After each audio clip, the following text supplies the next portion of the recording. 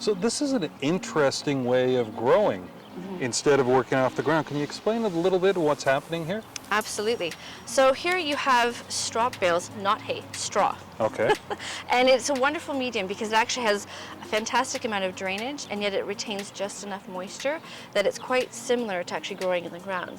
But because you're elevated, it has excellent accessibility, and it's also good, it's a good deterrent for pests. They can't quite jump this high. So we're happy about that. And you're planting right inside of them.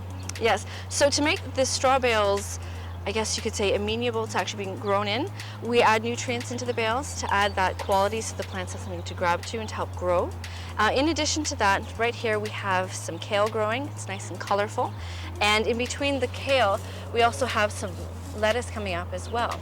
So we do try to plant a great deal of companion planting here, so that also helps with the nutrients, and it also just looks good aesthetically as well. And how old are these plants now? So these plants, they were actually given to us as seedlings, which helps things out a bit more as it's June. I'd say that these have been here probably maybe 2 weeks or so. They've been in the bales themselves. Oh, wow.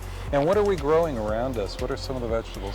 So looking in that direction, we have a row of pepper plants growing, and then behind that we have broccoli growing. The row behind that has spinach, kale, various forms of lettuce as well.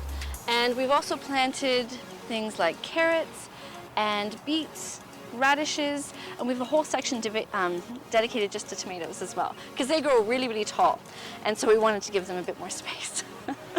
Wonderful idea. I've never seen vegetables grown in this fashion, but you're absolutely right. I hate bending over in the garden, so this is perfect. It's like working at a table. It's wonderful, and because of the size of the bales, we're actually hoping to have them for 2 years. So therefore we're growing vegetables on top, and then as the year progresses, the bales themselves will shrink a little bit, but then we'll still have a good probably 2 feet to start off next year. And because of the bales themselves, we can actually add in the nutrients as early as March and get that internal climate starting and start planting earlier.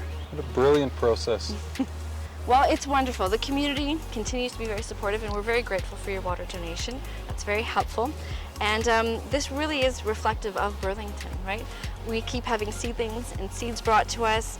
Volunteers continue to show up via emailing us first ahead of time. But you can always use more volunteers, right? We're happy to have more volunteers, especially as we're actually looking to take over the Grow a Row program. So then this will become one of the main centers for the community to bring vegetables from their own private gardens, which will then be taken to the food bank as well. Well, now that the public is aware of what's going on this corner of Brant and Ghent, let's see how many more people will come out and help. Sounds good. So do please email ahead of time. Due to COVID restrictions, we are trying to keep the numbers in a respectful way. And yes, please contact Grow for Change. We're the Urban Farm. You can reach us through Facebook, is a wonderful way, and through email as well.